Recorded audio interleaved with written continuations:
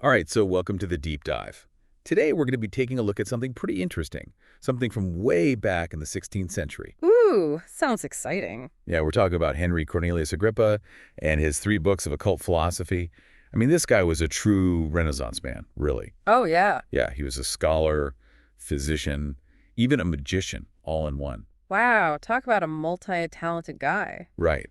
And his 3 books, they're just packed full of occult knowledge, mixing philosophy, theology, even some early ideas that almost feel like science today. Hmm, interesting.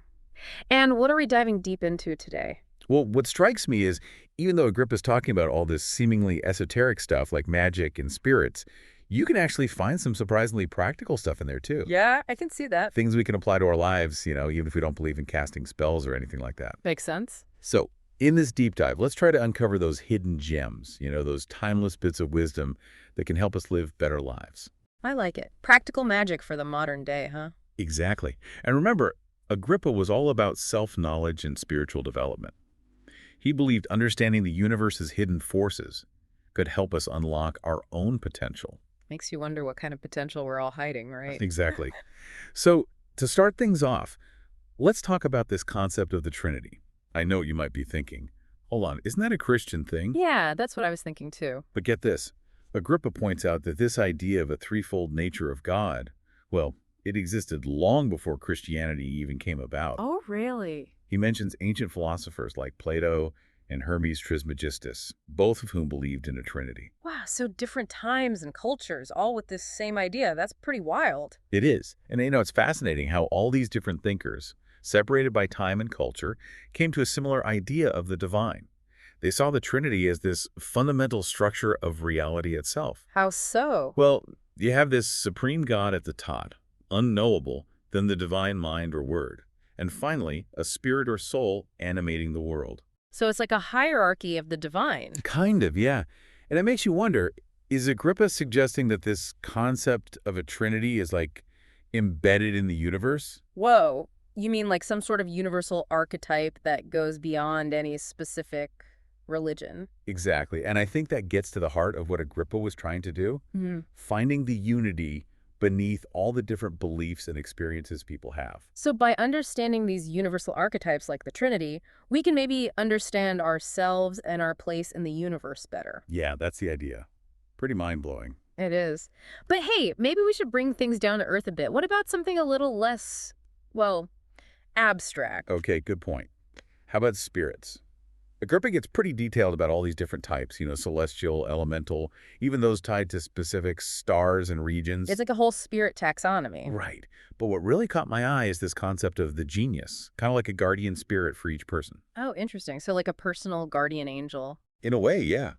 Agrippa believed this spirit was like a guide, a protector, and a source of inspiration throughout a person's life. I can see why that would be appealing. Right. And get this, he suggests we can actually learn to identify and connect with our own genius. Wow, now that's something I'd love to learn how to do. Imagine having your own spirit guide, cheering you on through life.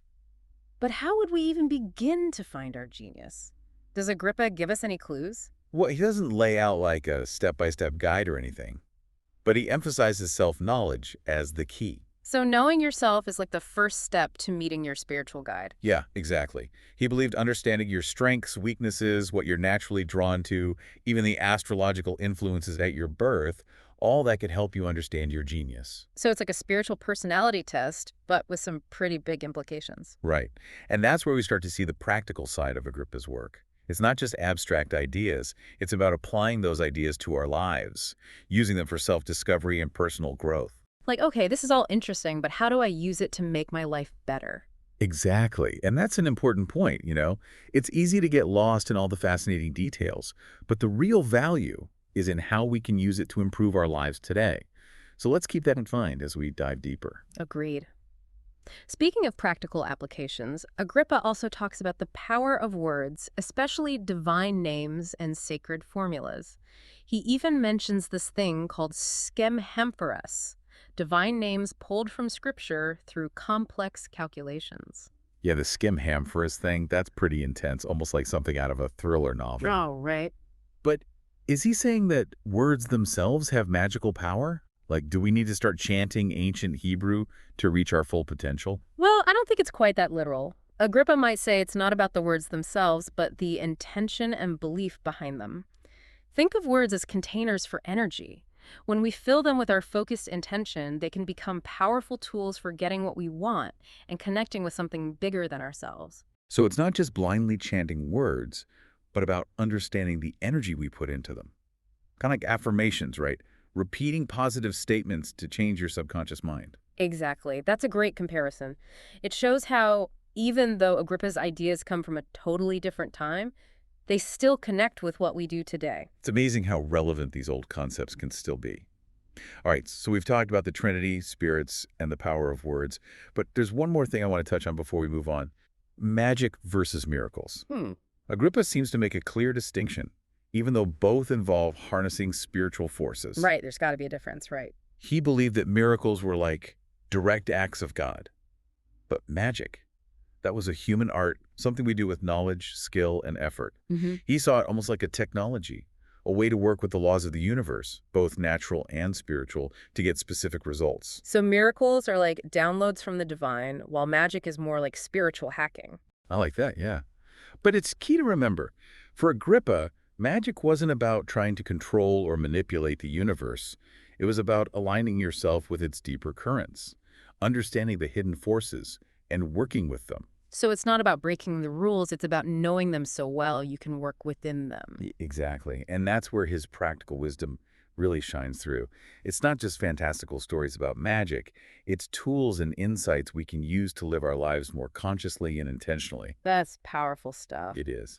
And that's a perfect lead-in to the next part of our deep dive, where we'll explore Agrippa's fascinating ideas about the soul, how it connects to the body, and what might be waiting for us after this life. Ooh, that sounds intense. Can't wait. But first, let's just take a moment to appreciate how much we've already uncovered. We've gone from the nature of God to the power of words, finding surprising bits of practical wisdom along the way. It's been a wild ride so far. I know, right? And who knows what else we'll discover as we continue exploring Agrippa's 3 books of occult philosophy. Stay tuned, because we'll be back soon with even more insights and maybe a few more surprises. Count me in. You know, before we go too far, I just keep thinking about magic as technology, like we were talking about. It really is a different way to think about it, isn't it? Yeah, and then Agrippa takes it even further, talking about how the soul connects to the body through this celestial vehicle. It's like a bridge between the spiritual and the physical. I'm with you so far. And then he goes on about how each planet gives the soul specific virtues, kind of shapes our character and potential. Okay, now that's the stuff I really find interesting. Right. It's like we're not just physical, but also spiritual beings, you know? Having this human experience, but shaped by stuff way beyond what we usually think about. Exactly, and that connects back to the self-knowledge we were talking about before. Agrippa thought understanding these celestial influences could help us see our strengths, weaknesses, maybe even our purpose in life. So it's like we each have this cosmic blueprint, and figuring it out helps us reach our full potential. I think that's a great way to put it. And that actually leads us to another big part of Agrippa's work, what happens after we die. Yeah, the afterlife. Does he give us any straight answers on that? Well, not really one definitive answer.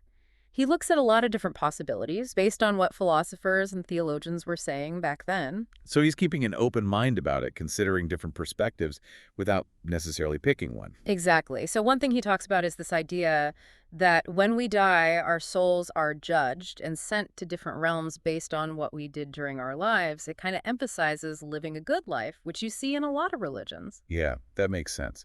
But then he also brings up this idea of transmigration souls getting reborn into new bodies, maybe even in different species. It definitely gets a bit more out there than the judgment thing, but you see that idea across different spiritual traditions too. Right? Like some kind of cosmic school of hard knocks. Mm. The soul goes through all these different roles and experiences to gain wisdom and eventually reach some kind of spiritual freedom. That's a great way to think about it. And it brings us back to how we can use these ideas in our lives. Even if we don't believe in transmigration literally, it's still a powerful metaphor for how we grow and change. It's like saying every challenge, every relationship, every experience we have is a chance for the soul to learn and evolve. Yes. And Agrippa believed that embracing that process of continuous learning and growth could help us align ourselves with the forces that run the universe and ultimately find spiritual fulfillment. I'm seeing a theme here, whether it's the Trinity, spirits, the power of words, or what happens after we die. Agrippa keeps pointing us toward this path of self-discovery, spiritual growth, and living intentionally. You're getting it. And that's what makes his work so valuable, even today. It's not just a bunch of esoteric ideas, it's a practical guide to living a more meaningful and fulfilling life. So as we keep exploring Agrippa's 3 books, let's keep that focus on practical wisdom. We've already found some amazing insights, and I'm sure there's a lot more to discover. Definitely. And in the next part, we'll look at some specific practices and principles that Agrippa recommended for things like developing self-knowledge, purifying the mind and body, and connecting with the divine within. That sounds amazing. Can't wait. All right. All right, so we're back and ready to jump back into Agrippa's 3 books. We've been talking about all this practical wisdom we can find in his work, and I feel like this next part really gets to the heart of it. Absolutely. This is where Agrippa really gets into the nitty-gritty, offering specific practices and principles to cultivate self-knowledge, purify ourselves, and ultimately connect with the divine spark within. Okay, I'm ready for some practical spirituality 101. Well, one of the biggies for Agrippa was self-reflection. He thought understanding our strength, weaknesses, and tendencies was absolutely crucial for spiritual growth. Makes sense, right? Can't really move forward on a journey if you don't know where you're starting. Exactly, and this ties in so well with a lot of modern self-help and psychology, too. So, what did Agrippa suggest we actually do for self-reflection? He didn't lay out one specific method, but he encouraged things like journaling, meditation, even dream analysis to tap into those deeper parts of ourselves. So it's about using whatever tools help us understand ourselves better. Yeah. And he also thought that studying astrology and looking at the planets' positions at our birth could give us insights into our character and potential. So it's like we have this cosmic blueprint we can unlock. Right. And once we have that self-awareness, Agrippa believed we could start working on purifying our minds and bodies. Okay, so what did he mean by purification? Is this like a 16th century detox plan? Haha, not exactly a detox in the modern sense, but he believed certain practices could help us clear out negative thoughts and emotions, cultivate inner peace, and make ourselves more receptive to spiritual growth. I'm intrigued. What kinds of practices are we talking about? He recommended things like fasting, prayer, spending time in nature. Classic spiritual practices. Right. And he also emphasized ethical behavior, believing that acting in harmony with divine principles was key for spiritual development. So it's not just about what we put into our bodies, but also our thoughts, actions, and how we treat others and the world around us. You got it. Agrippa thought true purity had to involve every part of us. This all sounds very down-to-earth and relevant to modern life, even if we don't subscribe to all of Agrippa's specific beliefs. I totally agree. And here's another interesting point. Agrippa believed that this process of self-knowledge and purification was crucial for unlocking our magical potential. Right, because remember, he saw magic as working with the universe, not trying to overpower it. Exactly. It's about aligning ourselves with those deeper forces through inner work and self-mastery. Okay, so even if we're not aiming to become magicians, I think these principles are still incredibly valuable. Everyone can benefit from more self-awareness, inner peace, and a sense of connection to something bigger. Couldn't agree more. And that's what makes Agrippa's work so timeless and universal. He's offering a path to spiritual growth and fulfillment that goes beyond any specific dogma. And on that note, I think it's time to wrap up our deep dive into Agrippa's 3 books of occult philosophy. We've covered so much: the nature of God, the afterlife, the power of words, purification practices. It's been a truly fascinating journey. I know, right? And if there's one key takeaway I hope our listeners will hold on to, it's this.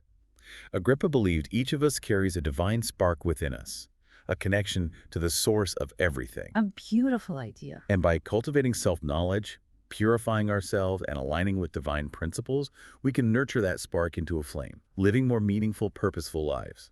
Maybe even a little bit magical. That's a perfect way to put it. So until next time, keep exploring, keep questioning, keep diving deep into the mysteries of life. And keep that spark burning bright.